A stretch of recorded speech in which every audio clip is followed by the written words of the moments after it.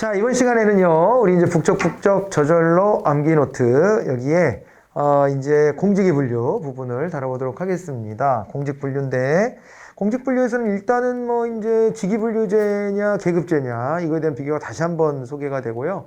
그 다음에 이제 또 한 가지는 공직의 분류니까, 우리가 이제 뭐 경력직, 그 특수경력직 이런 거 있잖아요. 이제 이런 것도 좀 나눠보고 뭐 하는 겁니다.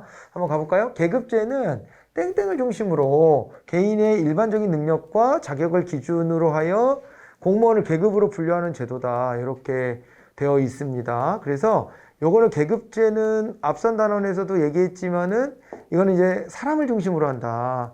사람을 뽑아놓고 그 사람한테 과업을 맡기는 형태다. 이렇게 얘기했잖아요. 그죠? 네, 그거가 직위분류제랑 되게 차이점이 있는 거예요. 직위분류제는 어떻게 보면은 굉장히 분업화되어 있고, 그 다음에 사람보다는 일을 중심으로 보기 때문에 그게 어떻게 보면은 산업사, 그래서 그렇게 연결했었잖아요. 산업사회의 전통이 있는 국가들이 직위분류제를 선호한다. 그게 기존의 관료제 조직의 형태랑 되게 유사해요. 그렇지 않아요? 관료제가 갖고 있는 특징하고 굉장히 유사하다. 이렇게 봐야 되고, 이 계급제 같은 경우는 일단은 가능성 있는 사람을 먼저 뽑아놓고 이 사람에게 일을 맡기는 형태가 되기 때문에 장단점도 엇갈렸습니다. 기억나시죠? 계급제 같으면은 장점이 이 인사매체 신축성이 있다. 그런 얘기를 했습니다. 그래서 환경이 달라져가지고 이 자리의 업무는 이제 더 이상 필요 없어. 그러면 그 사람들을 다 내치지 않고 다른 일을 맡겨버리는 거예요. 그게 가능한데, 직위분류제는 그게 굉장히 경직되어 있다. 이렇게 말씀을 드렸었습니다. 이 경직되어 있는 이유가 그 일이 사라지면 사람도 필요 없고요. 그 사람들도 다른 분야의 일로 가고 싶어 하는 거가 별로 없어요. 왜냐하면 나의 직업적 전문성이라는 것이 딱 정해져야 하기 때문에 이걸 바탕으로 민간의 어떤 다른 자리로 가는 게 더 낫지, 내가 잘 하지도 못하는 분야로 진출하는 것을 별로 선호하지도 않는다. 그리고 배치하고 싶어 하지도 않는다. 배치하는 사람 입장에서도. 이제 그 마인드입니다. 마인드의 차이가 좀 분명히 있다. 이렇게 봐야 되는 거죠. 이제 그렇게 해서 다시 사람이라는 거 강조해서 보시고, 직위분류제는 모든 대상 직위를 직무의 종류와 곤란성, 난이도, 책임도죠. 책임도까지 넣어서 직군, 직렬, 직급, 직무 등급별로 구분한다. 이렇게 되어 있습니다. 자, 그래서 여기 이제 곤란성과 난이도, 그리고 책임도, 이게 이제 중요한데, 원래 이제 정확하게 말하면 업무의 이제 종류, 곤란성, 난이도, 책임도에 따라 나누면 그게 직군, 직렬, 그리고 직류가 되는 거죠. 다시 정리해 드릴게요. 직무의 종류에 따라 나누면, 종류별로 나눈 게 직군, 직렬, 직류.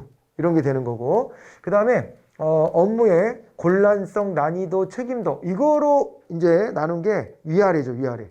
그래서 그게 이제 직급이나 직무 등급 이렇게 됩니다. 직류는 안 써 있지만 여기 이제 뭘 의미하는지는 그렇게 구분해서 보시고요. 그리고 이제 이제 넘어갑니다. 직위분류제의 수립 절차입니다. 계획을 수립합니다. 계획을 수립하고 분류 담당자의 선정과 분류 대상 직위의 결정 이렇게 했습니다. 그러니까 이제 누구한테 맡길 것이냐, 그리고 이제 어떤 자리들을 맡길 것이냐 이렇게 하는 거예요. 그래서 이제 직무기술서를 작성을 하고 직무조사를 합니다. 직무를 이제 기술해보고, 그리고 직무조사를 실제로 해보고, 직무 분석을 합니다. 직무 분석을 해가지고 뭘 나누는 거예요? 여기에서 직무 분석을 통해서 이제 아까 직군, 직렬, 직류. 여기까지 나누는 거죠. 수직적으로 이제 분류를 합니다. 하는 일의 종류별로. 그리고 이제 직무평가를 해가지고 이제 직급, 직무 등급 이런 걸 나눕니다. 난이도, 곤란도에 따라 위아래로 나누는 거죠. 수평적으로 나눈다 이렇게 표현합니다. 그러고 난 다음에는요, 여기에서 이제 세부적으로 나온 게 뭐냐면 직급이에요. 직급까지 나온 거예요. 그러니까 직군의, 직렬의, 직류 다 나눴고, 거기다가 직무 등급을 나눈 속에서 이걸 교차해 보니까 동일 직렬 내에 동일한 직무 등급 이렇게 돼서 크로스 되는 그 지점이 직급이 되잖아요. 그 직급 명세서를 여기서 작성해 줘야 되죠. 그래 놓고 이제 한 사람이 맡아야 될 자리를 이제 정급한다 이렇게 얘기를 합니다. 직위별로 나누면 이제 정급이 되는 거죠. 그 다음에 사후 검토, 그리고 동태적 관리 이렇게 해서 이제 과정이 진행이 됩니다. 직무 평가가 이제 그 중에 제일 중요한 겁니다. 직무 등급과 직급을 나누는 과정인데, 여기에서 이제 분류법에 대한 얘기가 나왔어요. 직무평가 방법은 계량적 방법과 비계량적 방법이 있는데, 계량적 방법에는 점수법과 요소비교법이 있고, 비계량적 방법에 분류법과 서열법이 있다. 그렇게 공부를 했었죠. 그런데 여기서 이제 분류법에 대한 얘기입니다. 분류법. 분류법은 직무 간의 난이도를 평가하는 기준이 되는 땡땡땡땡땡에 입각하여 개개의 직무를 해당 등급에 배치해가는 방법이다. 이렇게 되어 있습니다. 직무평가의 방법 중 분류법인데 이거는 뭐냐면요. 이 등급별로 나누는 거예요. 등급 기준을 가지고 등급별로 나눠서 요 정도 난이도면 요 등급에 들어간다. 여기 등급이다. 여기 등급이다. 이렇게 이제 쪼개 넣어주는 거예요. 이거보다도 노골적으로 이제 나누는 것이 서열법이죠. 서열법은 아예 쭉 열거를 하는 거예요. 얘보다는 이게 이 일보다는 이 일이 더 어렵지 않아? 이 일보다는 이 일은 더 쉬운 것 같은데 이런 식으로 이제 쭉 서열을 쭉 짓는 거고 등급 기준표에 따라서 이제 분류를 할 때는 그걸 좀 뭉뚱뭉뚱 나누는 거죠. 네, 그런 방법을 쓰는 것이다. 이렇게 해서 등급 기준표 받으셔야 되고요. 자, 고위공무원단에 대한 얘기로 또 가보도록 하겠습니다. 고위공무원단에 속하는 일반직 공무원으로서 적격심사를 요구받은 자는 뭐에 처해진다 이렇게 돼 있는데 일단은 고위공무원단 제도 우리나라 제도 중심으로 보긴 해야 됩니다. 이 미국에서 최초로 도입했습니다만은 미국의 도입의 취지와 우리나라 도입의 취지가 다르다는 것은 잘 이해하고 있으시죠? 그러니까 미국의 도입 취지는 걔네가 직위분류제를 하다 보니까 스페셜리스트들은 양성이 됐는데 그러니까 이제 전문성은 갖췄는데 이거를 이제 전체를 통찰하는 시야를 갖춘 일반 행정가가 이제 키워지질 않는 거라 일반 행정가를 키워보자 그래서 1978년도에 이제 카터 행정부 때 이런 제도를 이제 도입한 겁니다. 근데 우리나라는 반대로 일반 행정가는 수두룩백백인데 이들이 경쟁을 회피하고 적당히 여기 묻어가려고 하는 경향들이 많아서 안 되겠다. 이들은 별도로 관리하면서 경쟁심을 좀 유발하고 그리고 외부에 있는 사람들하고도 이제 직접 경쟁하게끔 만들어야 되겠다. 이렇게 한 거고요. 한편 직권 면직 같은 것을 쉽게 할 수 있게끔 그렇게 만들려고 했던 겁니다만은 궁금해서 저도 이제 여기 그 공무원에 있는 사람들한테 물어보면은 현실적으로는 잘 안 된다. 그런 얘기를 합니다. 왜냐하면 고위공무원단 직위에 20%는 개방형 직위로 하죠. 30%는 공모직위 하잖아요. 그런데 수업 시간에 제가 얼핏 말씀드렸지만 자기네 조직에서 큰 사람이 자기네 조직위를 더 잘 알지 않아? 공모직위 한다? 다른 부처에 있던 사람을 데리고 와봐야 일 가르쳐야 돼. 외부 전문가요? 외부 전문가가 돈 버는 일밖에 더 해봤어? 사실은? 요 안에 와서 이런 갈등을 조정하고 이 다양한 욕망들을 막 분출하는 사람들을 타협시켜내고 이런 과정을 해봤냐고 이걸. 그러는 것보다는 원래 자기네 출신자를 임용하는 게 훨씬 쉽대요. 그리고 훨씬 더 낫대 현실적으로. 그래서 고위공무원단 하지만은 실효성은 좀 떨어지고 그런데도 의무적으로 하라고 했으니까 어느 자리를 이제 이를테면은 저 공모직위 같은 걸 뽑냐면 대표적인 데가 대변인 같은 거래요. 대변인은 우리의 입장을 잘 정리해서 전달하면 되는 거니까 이건 뭐 국방부에 있던 사람이 보건복지부에 와도 하는 일이 비슷한 거야. 이런 거는 공모직위로 해도 무방한데 근데 실질적으로 그 본질적인 업무 내용 있죠. 이거는 못 데리고 온대요. 데리고 오기가 어렵대. 그렇게 되고 또 외부 전문가 중에 그래 뭐 돈 버는 일만 했다 손 치더라도 외부 전문가 중에 그래도 탁월한 능력 갖춘 사람을 데리고 올 마음은 있대요. 근데 못 데리고 온다는 거지. 왜냐하면 그 정도 보수를 맞춰줄 수가 없으니까. 보수의 격차. 우리 얘기했었잖아요. 이렇게 그 하우 상박형의 보수 J커브 누워있는 J커브로 이렇게 올라가기 때문에 특히 위쪽으로 가면 갈수록 이 격차가 크게 벌어진다고 그랬죠. 그러니까 뭐 민간 기업에 대기업에 임원 정도 하는 사람을 데리고 오려고 그런다. 그럼 그 보수를 못 맞춰주는 거예요. 못해도 수억 원 이상은 벌 텐데 그럼 못 맞춰준다는 겁니다. 그 처우를. 그런다고 일이 널널하냐. 바깥에서는 공무원 다 놀고 있는 걸로 알지만 전혀 그렇지도 않고 응? 일도 되게 빡센데 그리고 업무 처리하다 보면 답답하고 막 내 마음대로 잘 안 되고 이런 것들도 많은데 누가 오냐 그런 얘기를 하더라고요. 그래서 현장에 있는 사람들이 봤을 때 고위공무원단 제도는 실효성은 많이 떨어지는.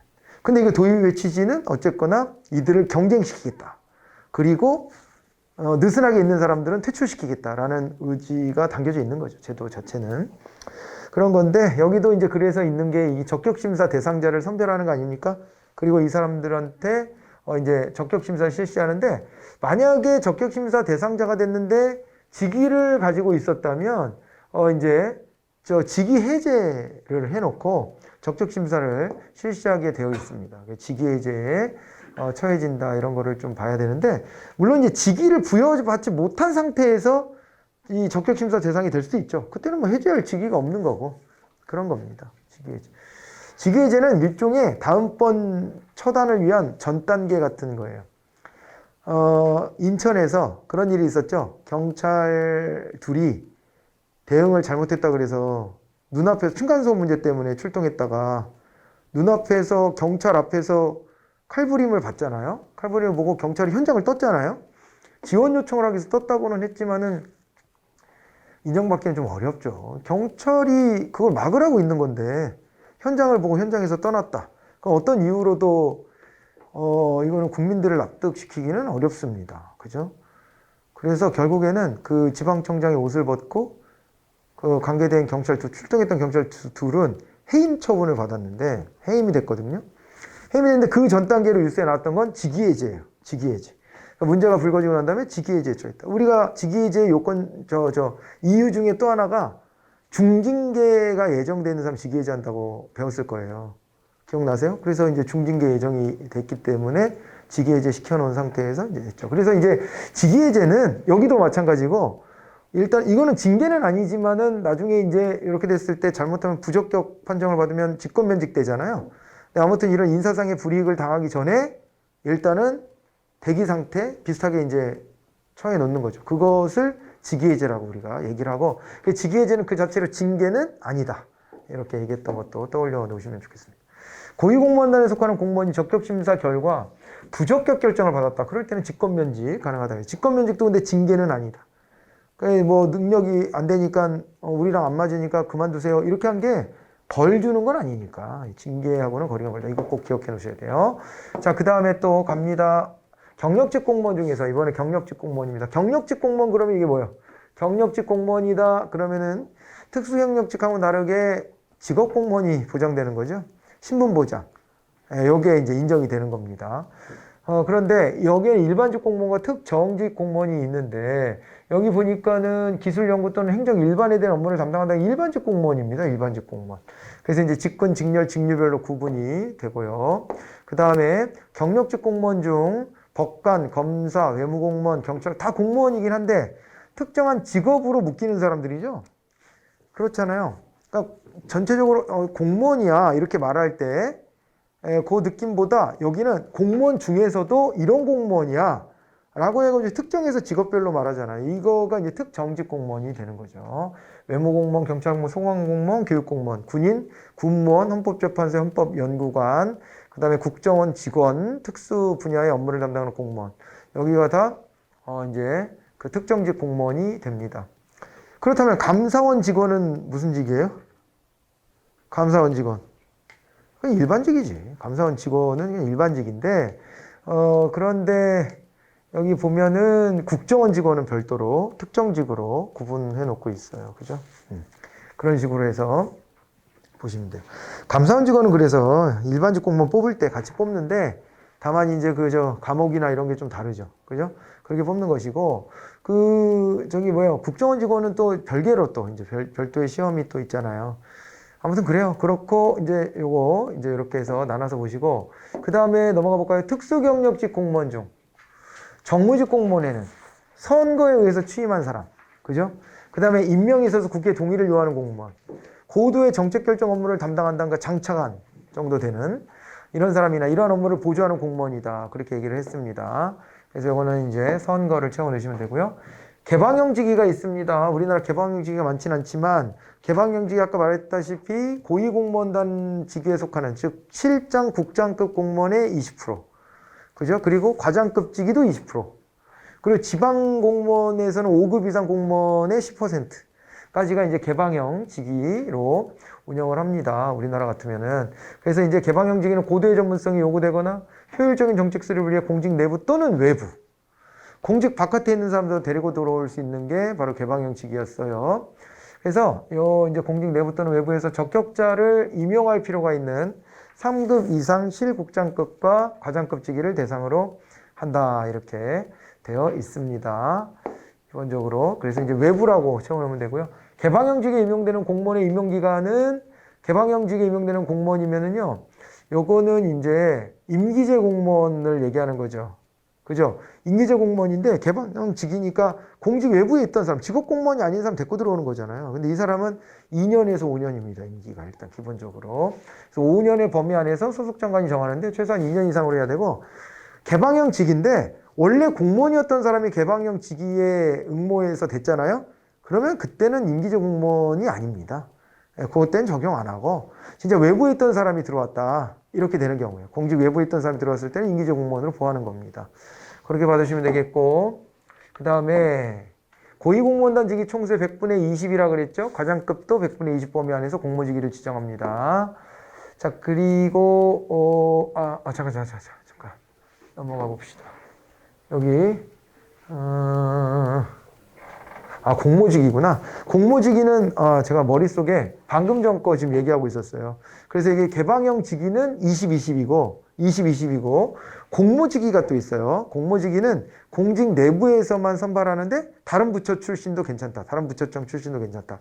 그렇게 되면은 그거는 이제 고위공무원단 직위 총수의 30% 그리고 요거 네. 30% 그리고 과장급 직위 총수의 100분의 20 범위 안에서 20%까지를 공모직위로 합니다. 그래서 개방형 직위는 고위공무원단 20, 과장급 직위 20 그리고 지방직의 10%, 그 5급 이상 10%라고 아까 말씀드렸죠. 그리고 공모직위로 오면 지방직에는 공모직위가 없고, 그리고 이제 이거 국가직 공무원들만 대상으로 하는데 거기에서 이제 보면은 고위공무원단은 30%, 그리고 과장급직위는 20%.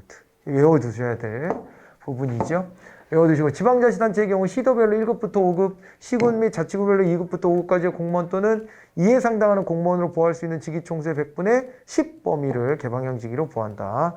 이렇게 아까 말씀드렸던 것 같이 가시면 됩니다. 유연근무제 얘기가 있는데요. 네, 여기에는 이제 탄력근무, 원격근무 이외에 시간선택제 공무원도 있는 거죠. 그죠? 시간선택제 공무원도 있다. 시간선택제 공무원은 이제 시간을 좀 이렇게 짧게 일하는 공무원.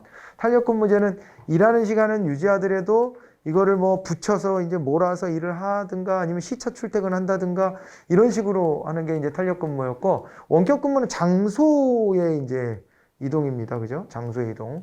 그렇게 이제 보시면 됩니다. 시간선택제 공무원은 통상적인 근무 시간보다 짧은 주당 15시간은 해야 되고 최소한. 그죠? 그리고 35시간 이하의 범위여야 돼요. 이거를 이렇게 한 적이 있어요. 우리가 이제 주당 노동시간이 몇 시간이에요? 법적 근로시간이 몇 시간입니까? 주당 40시간이에요. 근데 자꾸 52시간 이렇게 나오는 거는요, 12시간에 이거는 이제 그 초과 근무와 관련된 겁니다. 그리고 그거가 주당 12시간이 더 있기 때문에 합치면 52시간이라는 거고, from 9 to 6 해보면은 그게 월화수목금까지 하면은 딱 40시간이에요. 그리고 아주 멀지 않은 미래에 35시간 될 것 같아요. 분위기가. 프랑스 같은 데는 진작 35시간 됐고, 그렇게 갈 수밖에 없어요. 불가피한 겁니다. 왜 그러냐면은 이게 일자리를 쉐어링 해야 돼요. 그렇지 않고서는 지금 줄어든 일자리를 채워줄 수가 없어요.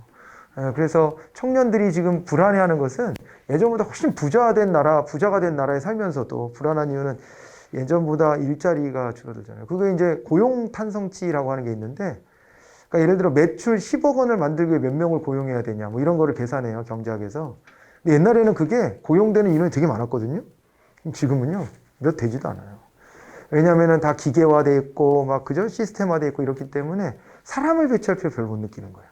그래서 이제 일자리, 특히 그런 거는 특히 대기업이나 이런 데서부터 일자리가 그런 게 줄어들거든요. 그렇게 되다 보니까 선망하는 데 갈 수 있는 기회가 뭐 줄어들고, 그러다 보니까 아주 너무 치열한 경쟁에 이제 직면하게 되고, 이런 것들 때문에 이제 많은 또 어려움을 경험하기 때문에요. 줄일 거예요, 아마. 줄이긴 할 건데, 아무튼 지금 현재 스코어를 우리가 기억해 놔야 되죠. 40시간 플러스 12시간.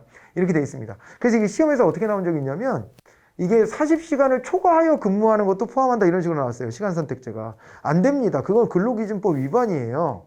그 위반하면 어떻게 되게 해요? 처벌받습니다. 당연히. 형사처벌 대상이에요. 형사처벌 대상. 그래서 그거 어기면 안 되는데 대충 다 어기지, 어기기는. 사무직 같은 데는 특히 많이 어겨요. 그러니까 공식적으로는 그러면 안 돼 하지만은 조용히 남아서 일하면 냅두는 거지. 그리고 분위기가 그러니까는 그 불만 삼기도 뭐하고 이런. 근데 오히려 생산직은요, 그건 딱딱 지켜요. 딱딱 지킵니다. 아무튼 그래서 40시간을 초과한다 이건 안 되고 시간 선택제 이거보다 짧게 일하는 거예요. 예. 시간 선택제는 덜 일하는 거. 15에서 35시간. 이거 꼭 알아두셔야 되고 시간 선택제 근무제도에 아예 시간 선택제로 채용된 공무원이 있죠. 우리가 이제 절반만 일하는 20시간 일하는 공무원들을 뽑았었는데 지금은 유야무야 좀 되는 것 같고 처음에는 그거 그 박근혜 정부 때 일과 가정 양립 그래갖고 전업주부들이 애들 좀 크고 그러면 좀 일도 하고 싶은데 근데 그렇다고 해서 전일을 다 쓰기에는 또 애들 케어 때문에 좀 힘들고 이런 분들이 많으니까 그럼 20시간만 일하는 거 일주일 20시간 그래서 오전 4시간만 일하고 집에 갈 수 있게끔 하는 걸 막 했었는데 그랬는데 그렇게 해서 기회를 또 주겠다고 했는데 와 이거 원하는 사람들이 꽤 많더라고요. 그래가지고 점수가 차이가 안 나. 점수가 좀 많이 차이 나야 그래도 기회를 좀 더 줬다 이렇게 하는 건데 점수가 차이가 안 나고 그러면서 좀 유명무실화되는 이런 것들이 좀 있었고요. 그리고 일단은 안에서 싫어합니다. 안에서. 그 출근하고 일 좀 시키려다 하다 보면 퇴근해야 되는데요. 그러니까 일을 시키기가 너무 힘든 거예요. 사실 그럴 것 같지 않아요? 그리고 그렇게 돼 있으면 나머지 사람들이 스트레스 받아 한단 말이에요. 그러니까 주된 업무는 못 나눠 맡고 그러니까 일부 그냥 이렇게 부수적인 일만 하다가 간다 이런 느낌이 들잖아요. 그래서 취지는 좋았는데 현실에서는 좀 이게 튕겨 나가긴 했는데요. 이런 제도가 이제 도입은 되어 있고 그리고 또 이제 시간 선택제 무슨 공무원이 있어요. 나머지들을 보면 시간 선택제 임기제 공무원이 있고요. 이거는 전환이겠다 그러면. 그러니까 원래는 내가 시간 선택제가 아니었는데 시간 선택제로 바꾸는 거예요. 시간 선택제로. 왜냐면 애 낳고 애 키우다 보면은 그렇다는 건데 안 해도 돼 사실은 요즘에. 왜 그런지 알아요?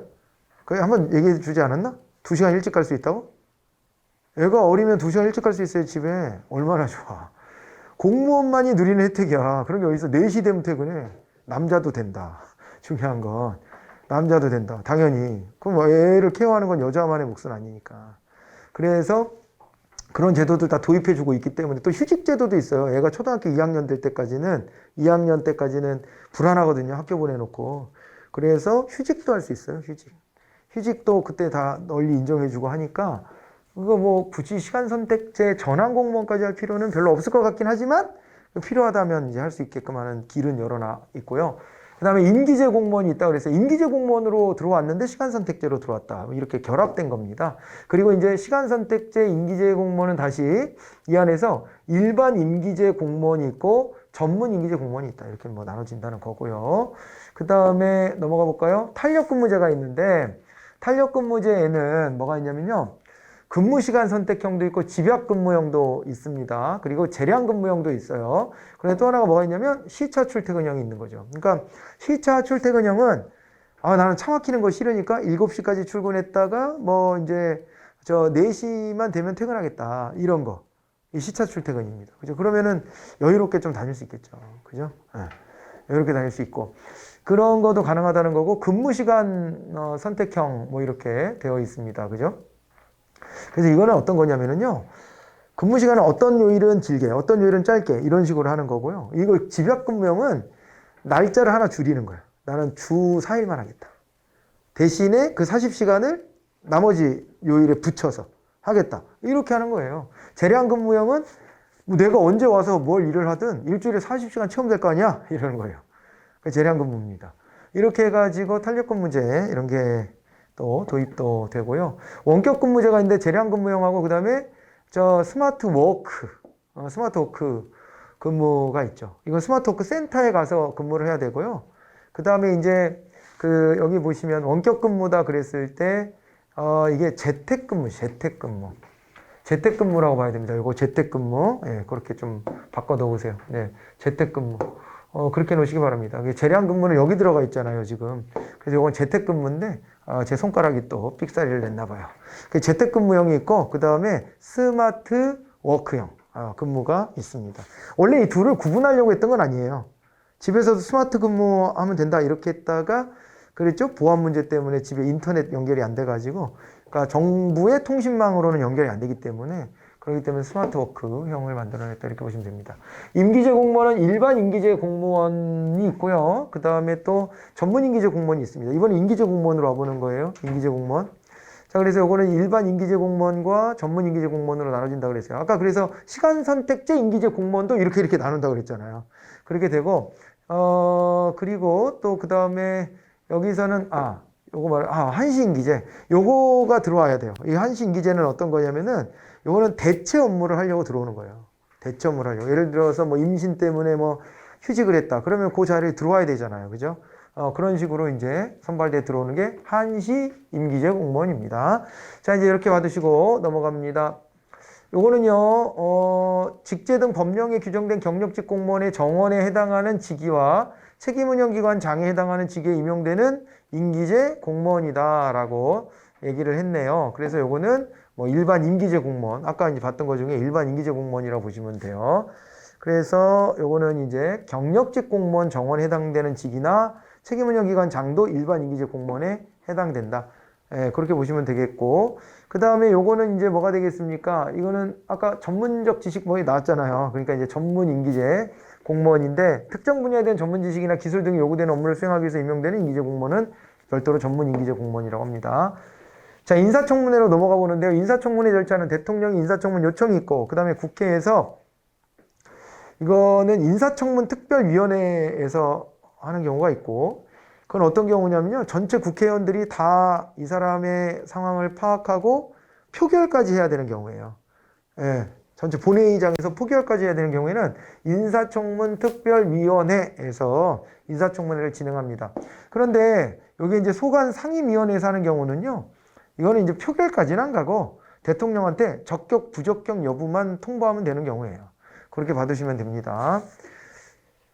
자, 이제 그렇게 되고요. 그리고 이제 헌법에 의해 대통령이 임명권 행사 시 국회 동의를 요하는 국무총리, 감사원장, 대법원장, 대법관, 헌법재판소장, 그리고 국회에서 선출한 헌법재판관 3인, 중앙선거관리위원회 3인, 이 사람들을 인사청문 특위에서 인사청문회를 하는 거예요. 이거 전부 다 국회의원들이 모여서 표결해야 될 자리들이거든요. 최종적으로 이 사람 찬성한다, 반대한다, 이거를 표결해야 돼요. 네. 표결하는 자리들은 이렇게 인사청문 특별위원회가 하고, 표결까지는 안 한다. 이거는 소관 상임위원회에서 한다. 이렇게 받으시면 됩니다.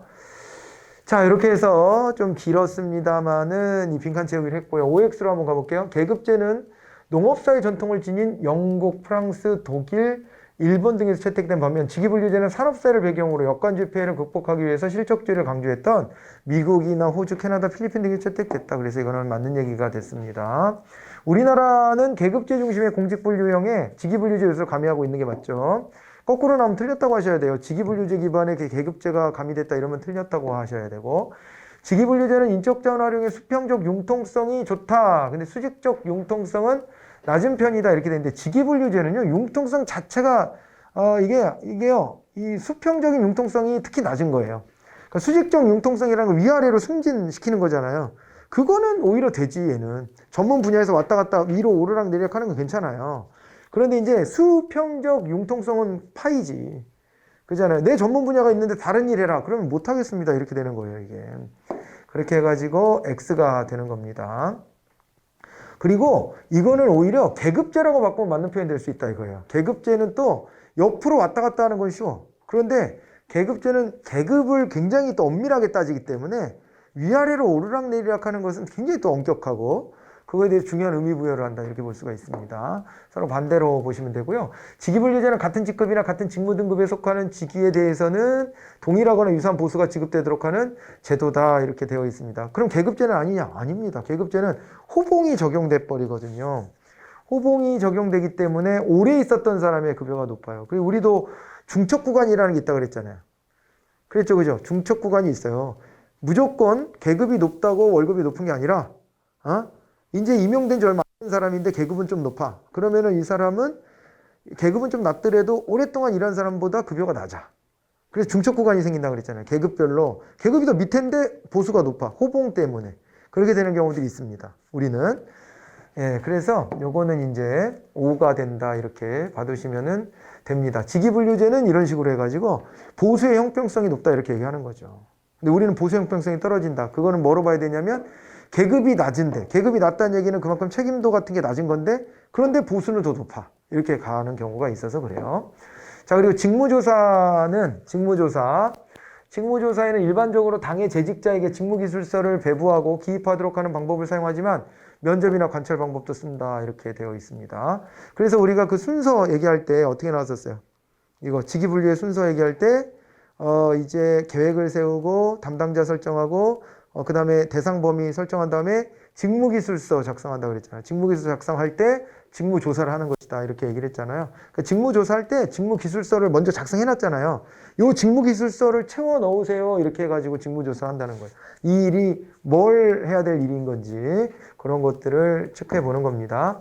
직분, 직렬, 직류 등을 분류하는 직무조사는 수평적 분류구조를 결정하는 작업이다. 이렇게 했고 그 다음에 이제 그 직무 등급 등을 분류하는 직무 평가는 이제 그 수직적 분류 구조를 결정하는 작업이다 그랬는데 요게 있잖아요. 직무 조사를 하고 그 다음에 이제 직무 분석을 하고 그 다음에 뭘 해야 돼요? 그 다음에 직무 평가를 하는 거잖아요. 그죠? 예, 그렇게 가는 건데 여기도 이게 직무 조사라고 하면 안 되고 직무 분석이라고 해줘야 되고요. 직무 분석은 뭐라는 것이다? 수직적 분류 구조를 결정하는 것이다. 그리고 직급과 직무 등급 등을 분류하는 직무 평가는 수직적 분류 구조를 결정하는 작업이다. 이렇게 되어 있습니다. 지금 그죠? 네, 그래서 요거는 직무 평가는 수평적 분류 구조를 하는 거예요. 또 그것도 틀렸습니다. 그러니까 수평이 거꾸로 되어 있는 거고, 그리고 얘도 직무 조사가 아니라 직무 분석 이렇게 써줘야 되는 거죠. 그럼 해석을 요건 좀 정정하셔야 될 것 같아요. 예, 직무 조사는이 아니라 직무 이제 분석은 이렇게 바꾸셔야 돼요. 직무 분석은 수직적 분류 구조를 결정하는 것이고, 그 다음에 직무 평가는 수평적 분류 구조를 결정하는 작업이다. 이렇게 해두셔야 합니다. 자, 그렇게 했고요. 그 다음에 넘어가 볼까요? 직무평가 방법 중에 점수법, 분류법, 계량적 방법이다. 근데 그렇지 않죠? 분류법은 비계량적 방법이었습니다. 오히려 요소비교법이 계량적 방법입니다. 그래서 섞여 있어서 X고요. 직급명세서에는 직급명, 그리고 직책의 개요, 최저 자격 요건, 채용 방법, 보수액 같은 것들을 명시한다. 직급명세서에 들어가는 것들 이렇게 받으시면 됩니다. 그러니까 직급이 뭐고 요 직급의 직책은 어느 정도로 대우하고 최저 자격은 어떻게 된다. 채용은 어떻게 해야 된다. 보수액은 이거다. 이런 걸 책정해 놓는다는 거예요. 계급제는 인사행정의 신축성 확보에 유리하다. 맞는 얘기죠. 직위분류제는 보수 형평성 확보에 유리하고 이건 맞는 얘기로 보시면 됩니다. 그리고 우리나라는 계급제와 직업공무원제를 원칙으로 직위분류제를 보완적으로 가미하고 있다. 맞는 얘기가 됐고, 계급제는 동일직무 동일보수를 원칙으로 직무급을 채택한다. 그랬는데 동일직무 동일보수가 안 된다 그랬죠. 그죠? 이거 거꾸로 되어 있는 겁니다. 그러니까 직위분류제가 이렇게 하는 거고, 그래서 보수 형평성이 있고, 계급제는 호봉제 이런 것들을 적용하기 때문에 연공급이라고 하죠. 다른 말로는 그 연공서열에 따라서 주고 그러기 때문에 여기에 보수 형평성은 좀 떨어진다. 그런데 생활급을 기준으로 책정을 합니다. 최저선을. 그래서 이거는 이제 반대로 이렇게 받으시면 되는 거예요. 그 다음에 직위분류제 채용시험은 직무와 관련성이 있도록 합리성을 갖는 거고, 계급제 채용시험은 직무와 관련성이 적어서 이제 비합리적이다 이렇게 되어 있는데, 여기 이제 직위분류제 같은 경우에는 그 직무하고 직접 관련 있게 이렇게 선발하는 게 맞아요. 근데 계급제는 일반적인 거를 묻잖아요. 그러니까 여러분들이 이렇게 한국사의 디테일한 부분을 왜 외워야 되는 거예요? 도대체가. 영어는 왜 시험 보는 겁니까? 영어는. 영어 쓸 일이 뭐가 있다고. 구글 번역기 돌리면 되잖아. 그리고 또 국어. 국어도 맞춤법 이런 건 좀 알아야 되고 하긴 하는데 너무 어렵게 배우지 않아요? 그럴 필요가 없지만 이게 왜 이렇게 됐냐면 그냥 일반적 교양을 묻겠다. 이런 취지가 반영되다 보니까 국어, 영어, 한국사. 그런데 국어, 영어, 한국사에서도 변별력을 줘야 되다 보니까 갈수록 이제 어려워지는 것이. 그러다 보니까 필요 이상의 군더더기가 붙는 거예요. 그 안에. 걸러내려고 누군가를 떨어뜨려야 되는 거니까 몇 명만 붙이고 나머지 떨어뜨려야 되니까 점수 구분을 쭉 해줘야 되니까는 그런 식으로 막 가는 거예요. 맞죠? 그렇게 가는 겁니다. 차라리 행정법, 행정학 같은 거는 실무에도 좀 필요한 내용인데, 그죠? 그런 것도 일부 이제 붙였죠. 그건 나중에 가서 이제 가미한 거예요. 너무 일반 교양만 물어봐서는 안 되겠다 해서 직렬별로 필요한 과목들을 정해서 그 전문 과목을 공부하게 하는 겁니다. 그렇게는 하긴 했지만은 기본적으로는 교양을 물어보고 있는 거예요. 교양을 물어보고. 근데 직위분류제는 그럴 필요가 없어. 왜냐하면 얘는 뽑으면 요 일만 시킬 거거든. 그 일에 대한 전문성만 딱 확인하면 돼. 근데 우리는 왜 일반 교양이 필요하냐면 붙여놓은 다음에 이 일, 저 일 막 돌아가면서 순환보직하면서 일을 할 것이기 때문에요. 그래서 업무 수행 능력이 있는지 없는지를 그런 식으로 보는 거예요. 그런 거죠. 그래서 이게 이제 5가 됐고요. 직위분류제는 단기 계획에 적합하고 계급제는 장기 계획에 적합하다. 왜? 계급제는 직업 공무원하고 또 연결되니까요. 장기적인 계획을 갖고 뽑아야 돼요. 그래서 이제 문재인 정부에서 이제 공방이 좀 있었죠. 문재인 정부에서 공무원을 많이 뽑았습니다. 뽑기는 많이 뽑았는데 최근 몇 년간 그렇잖아요. 이 채용 인력이 되게 많았잖아요. 근데 되게 많았는데 문재인 정부에서는 법적으로 보장해 놓은 그 공무원의 숫자도 다 채워넣지 못했기 때문에 그거를 채워넣는 작업이 필요하다. 이런 것 때문에 안전관리, 노무관리 이런 것들을 잘 못해주고 있는 거다, 국가가. 복지도 좀, 쪽에 일하는 공무원도 부족하고. 그래서 그걸 늘린다. 또 안전에 관련된 경찰이나 소방이나 이런 식으로 했지만은 이걸 반대하는 사람들 입장에서는 작은 정보론자들은 어떻게 봤냐면은 아니, 이거를 한번 뽑아놓으면 이게, 그죠? 정년까지 막 가야 될 텐데 저렇게 지금 일정 시점에 저렇게 많이 뽑아놓으면 장기적으로 봤을 때 이게 너무 비용 부담이 큰 거 아니냐 이런 지적을 또 하기도 했었습니다. 그죠? 계급제는 직업공무원제의 전제가 되기 때문에 그러기 때문에 장기 계획 하에서 움직여라 이런 요구가 또 한편 있는 거예요. 그죠? 그렇게 됩니다. 5가 됐고 계급제는 일반적인 교육훈련을 실시하므로 훈련이 직무와 관련성이 낮다. 그럴 수 있어요. 계급제 같은 경우에는. 근데 직위분류제는 교육훈련의 요소가 정확하거든요. 하나 일만 하니까. 거기에 새로운 신기술 나왔어? 그럼 그거 가르쳐 주면 돼. 근데 우리는요. 그냥 두루두루 다 해야 되기 때문에 이게 이제 아무래도 직무와 관련성이 좀 떨어지는 교육도 막 다 받아야 돼요. 그죠? 일반 행정가를 중심으로 해서 종합적 시각을 확보하는 데 유리한 제도는 직위분류제다 그랬는데 이거 뭐 일반 행정가면 계급제죠. 직위분류제는 스페셜리스트 전문 행정가주의다 이렇게 했고요. 직업공무원제와 연계되는 계급제는 공무원의 신분보장이 이루어지는데 개방형 임용에 기반 둔 직위분류제에서는 신분보장이 이루어지지 않는다. 이것도 이거는 이제 뭐가 됐냐면은요. 이게 계급제가 공무원의 신분보장이 이루어지고 개방형 임용 기반으로 직위분류제 신분보장이 이루어지지 않는다. 그래서 이거는 일반론적으로는 이게 요런 경향성은 있는 건 맞는데 신분보장은 이렇게 봐야 돼요. 역관주의라고 하는 것 자체가 정치적 임용을 한 거잖아요. 그래서 그거를 타파하려고 실적주의가 온 거 아니에요? 그리고 그 실적주의 일환으로 직위분류제가 개발된 겁니다. 근데 여기서 신분보장이 없다. 이러면 돼요, 안 돼요? 안 돼. 안 돼. 반드시 직업공무원제만 신분보장이 있다라고 말하면 안 돼. 직위분류 신분보장이 있는 거예요. 왜 있는 거냐면 정치적인 이유로 정치적인 견해를 따라오지 않았다고 자를 수는 없거든. 그래서 신분보장이 있는 거예요. 그런 이유로는 못 잘라. 신분보장은 있어. 그러나 직업공무원제를 하는 데보다는 다른 이유를 들어서라도 막 자를 수가 있기 때문에 신분보장의 강도는 좀 약하지. 하지만 신분보장이 없다라고 하면 틀리는 거예요. 알겠죠? 그런 맥락으로 접근해 보시기 바랍니다. 직위분류제 중심인 미국에서는 전문행정가로서의 고위공무원을 양성하기 위해서 1978년에 고위공무원단 제도를 도입했다. 이게 전문행정가를 더 도입하려는 게 아니고 일반행정가를 도입하려고 했던 것이라서 X가 됐습니다. 우리나라는 2006년 계급제화에서 직업공무원이 갖는 비전문성과 무사한 일의 문제를 완화하기 위해서 고위공무원단 제도를 도입한 게 맞고요. 도입의 취지가 서로 다릅니다. 그리고 고위공무원단에 일반직 국가공무원만을 대상으로 하는 게 아니고 외무공무원이라든가 아니면은 또 이제 별정직의 일부도 포함이 되기 때문에 이건 이제 X가 됐습니다. 고위공무원단에는 지방공무원이 포함되지 않으므로 지방자치단체는 고위공무원단 소속 공무원이 없다. 이게 맞는 얘기인데 첫 번째 줄은. 근데 두 번째 줄이 틀려요. 왜냐면은 우리 그랬죠? 경기도의 행정부지사 이런 사람, 그죠? 경기도 행정부지사, 뭐 부산광역시의 행정부시장 이런 사람들은 고위공무원단에 속하는 공무원입니다. 국가직이 내려가거든요. 국가직이 내려가서 이 자리를 채우기 때문에 이 소속 공무원이 아예 없는 건 아니에요. 고위공무원 소속 공무원이 있지만 대신 국가직이야, 그 사람은. 지방직은 아니에요. 그렇게 이제 보셔야 되고, 그 다음에 또 고위공무원단은 계급과 연공설보다 직무의 중요도, 난이도, 성과에 따라 보수를 차등 지급한다 이렇게 되어 있는데요. 연공설보다는 직무의 중요도. 그러니까 이게 가군, 나군 나눠가지고 실장급이냐, 국장급이냐 이거 나눠서 보고요. 또 그 다음에 업무 성과 이런 것들을 보는 거죠. 예, 그렇게 이제 봅니다. 그리고 고위공무원단제 도입으로 중앙인사기관의 인사심사 대상이 축소되고 계급 단계별 승진심사에서 고위공무원단 진입 시에만 인사심사가 실시됨으로써 부처별 인사 자율권이 확대되었다 이렇게 되어 있습니다. 그죠? 요거 맞는 얘기가 되는데 중앙인사기관의 인사심사 대상은 축소가 됐다. 그리고 계급 단계별 승진심사에서 고위공무원단 진입 시에만 인사심사가 이루어진다. 그래서 부처별 인사자율권이 확대했다. 그러니까 부처 소속이 아닙니다. 일단은 고위공무원단이 되면 부처 소속에서 벗어나는 거잖아요.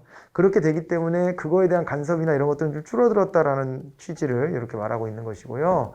그 다음에 고위공무원단 소속 공무원이 근무성적 평정에서 최하위 등급의 평정을 총 1년 이상 받은 때, 그리고 대통령령으로 정하는 정당한 사유 없이 직위를 부여받지 못한 기간이 총 6개월에 이른 때에는 적격심사의 대상이 된다. 이거는 이제 X가 됐습니다. 그래서 이거는 왜 그러냐면요. 최하위 등급 2년 이상 받아야 되고, 2번 이상 받아야 되고, 그 다음에 직위를 부여받지 못한 기간이 1년에 이른 때 적격심사 대상이 되고요. 또 하나가 더 있어요. 반반 섞인 거.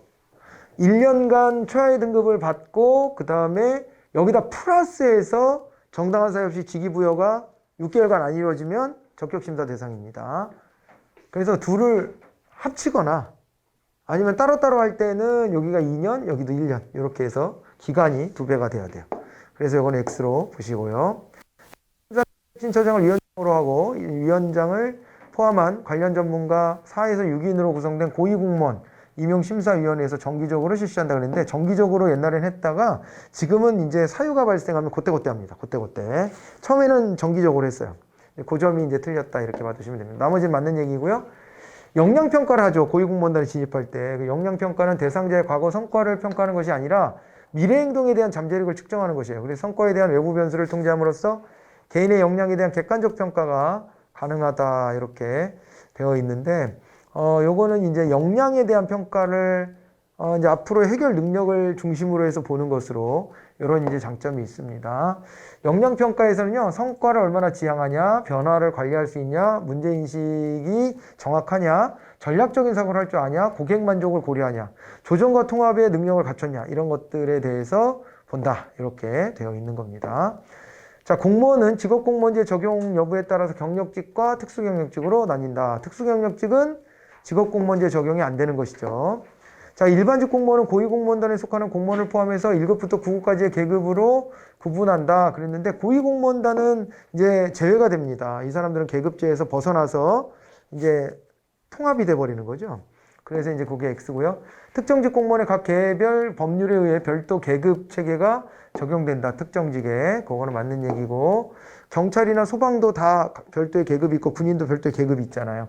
특수경력직 공무원은 국가공무원법의 보수와 복무 규정을 적용받으며 일반직 공무원의 계급 구분을 따른다. 이렇게 되어 있는데 계급 구분은 없다. 별정직이나 정무직은 특별한 계급 구분은 없다. 이렇게 보셔야 돼요.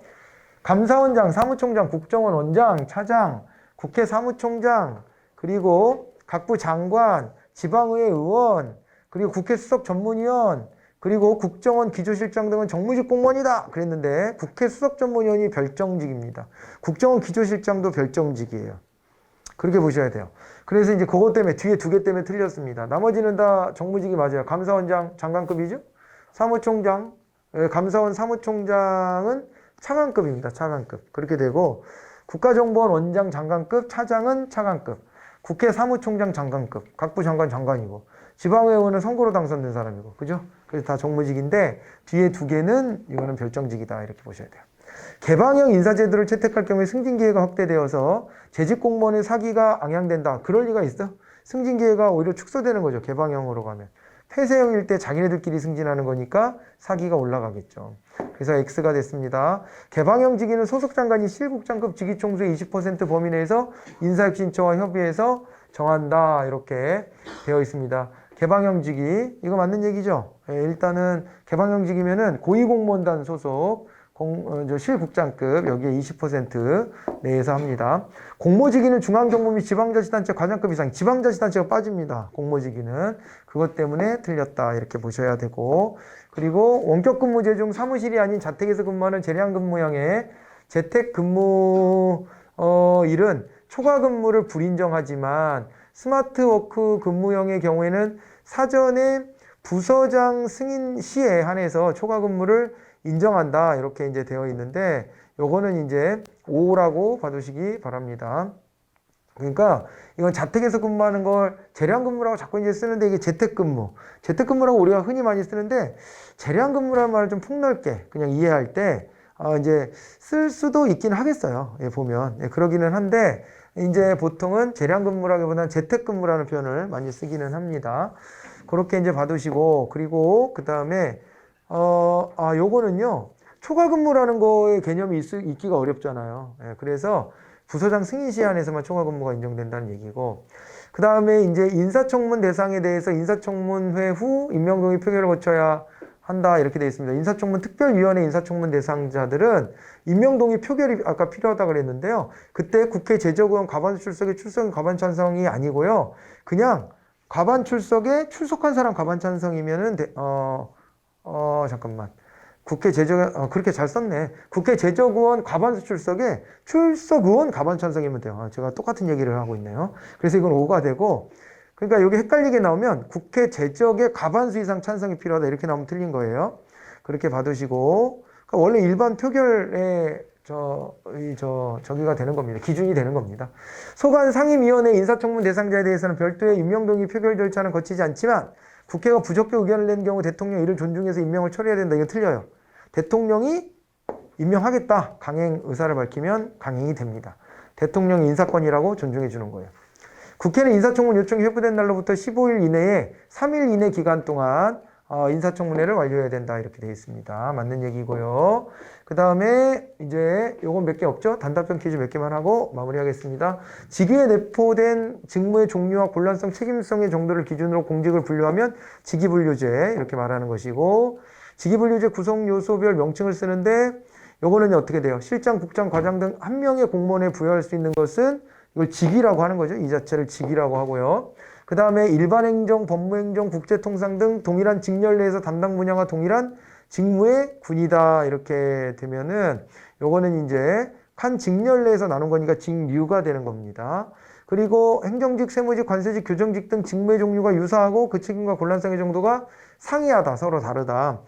책임성과 곤란성은요 1급부터 9급까지 쭉 있을 수 있기 때문에, 그렇기 때문에 요건 다르지만 하는 일의 종류는 같다 이런 얘기니까 직렬 이렇게 받으시면 되고요.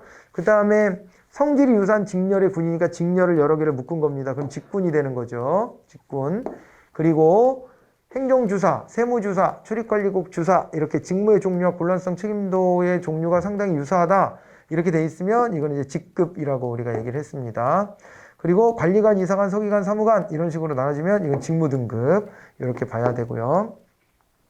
직무에 관한 자료와 정보를 조사 검토해서 종류에 따라 종적, 수직적으로 분류하는 작업을 우리가 이제 직무 분석이라고 이렇게 얘기를 했습니다. 그리고 각 직위의 직무에 내포된 곤란성, 책임성 정도에 따라 상대적인 이제 가치 비중 수준을 결정하면 직무 평가 이렇게 얘기를 했던 거죠. 직무 평가 나와라. 예, 됐고. 직무평가 방법의 명칭인데 직무 전체 중요도 난이도를 바탕으로 상대적 가치를 비교해서 직무의 우열을 정한다. 이러면 이제 서열법을 말하고자 하는 것이겠죠. 등급별로 책임도 곤란성, 필요한 지식과 기술 등에 관한 기준을 고려해서 직무를 해당 등급에 배치한다. 이렇게 했으니까 이건 분류법이 됩니다. 등급 기준표를 가지고 하죠. 체계적이고 과학적인 방법에 의해서 작성된 직무평가 기준표를 사용해서 직무의 구성 요소별로 계량적 점수를 부여해서 평가해 나가는 방법은 이제 점수법 이렇게 가는 거고요. 이제 요 점수법을 주로 많이 쓴다 그런 얘기를 했었고, 그 다음에 또 이제 기준 직무의 평가 요소에 부여된 수치에 각 직무의 평가 요소를 상호 대비시켜 평점을 한다 이렇게 돼 있는데, 이게 중요한 것은 기준 직무를 둔다는 거예요. 기준 직무를 두고 기준 직무보다 높아 낮아 이런 식으로 보는 거라 이건 요소 비교법이라고 얘기를 합니다. 구분을 이렇게 잘 해두셔야 돼요. 그 다음에 해당 직종 등급 직급에 직위를 배정하는 것을 우리가 이제 정급한다라고 표현을 했죠. 정급이고요. 정부의 주요 정책 결정 및 관리에 있어서 핵심적 역할을 담당하는 실국장급 공무원을 범정부적 차원에서 적재적소에 활용한다. 이렇게 돼 있으니까 이 고위공무원단 제도에 대한 설명입니다. 다양한 평가 기법을 활용해 실제 업무와 유사한 모의 상황 하에서 나타나는 평가 대상자 행동 특성을 평가하는 게 요게 이제 역량평가 요게 되는 거였고요. 채용에 있어서 실적과 자격에 의해서 임용되고 그 신분이 보장되는 공무원이다. 이 직업공무원이다. 이렇게 보시면 되고요. 아, 이건 경력직 공무원. 직업공무원제가 인정되는 이제 경력직 공무원을 이제 질문한 것이고요. 그 다음에 이제 경력직 공무원 이외 공무원이다. 이렇게 돼 있으니까 이거는 뭐 이제 또 이 정무직하고 별정직의 특수경력직 공무원이 됩니다. 특정한 업무를 담당하기 위해서 별도의 자격 기준에 의해서 임용되는 공무원이다. 이렇게 되어 있는데요. 이게 이제 별도의 자격 기준이라고 그랬으니까 별정직에 별도로 정해진 공무원, 별정직 공무원이 됩니다. 그리고 신규 채용이 최하위 계층에만 허용되며 내부 승진을 통해 그들의 상위 계층까지 올라갈 수 있는 게 폐쇄적 인사제도다 이렇게 보시면 되고요. 공직의 모든 계급이나 직위 불문하고 공직 내 모두로부터 신규 채용이 허용된다면 외부자들이 들어올 수 있잖아요. 그래서 이건 개방형 인사제도가 되겠습니다. 효율적인 정책 수립 또는 관리를 위해서 당해기관 내부 또는 외부의 공무원 중에서 적격자를 임명할 필요가 있을 때 개방형 직위로 두는 것이고 당해 기관 내부 또는 외부니까 당해 기관이라는 게 전제가 됐잖아요. 이렇게 되면 이건 공무직입니다. 공무직이고 이게 만약에 공직의 내부 외부 그랬을 때 이제 개방형 직위가 되는 겁니다. 그걸 가지고 구분하시면 되고요. 유연근무제 유형 중에 주 40시간을 근무하되 출퇴근 시간과 근무 시간, 근무일을 자율적으로 조정할 수 있다. 이걸 탄력근무라고 했습니다. 탄력근무제 중에 1일 8시간 근무 체계를 유지하는데 출퇴근 시간을 자율적으로 조정하면 시차 출퇴근이었고 탄력근무제 중 1일 8시간에 구애받지 않고 주 5일 동안 4에서 12시간을 일한다. 5일을 다 출근은 해요. 어느 날은 길게 어느 날은 짧게 이렇게 하는 거예요. 이거를 우리가 근무시간 선택제라고 했고 그 다음에 이거를요 5일을 일을 안 해. 3.5일에서 4일만 해도 돼. 이렇게 하는 것을 이제 집약근무형이라고 말씀을 드렸습니다.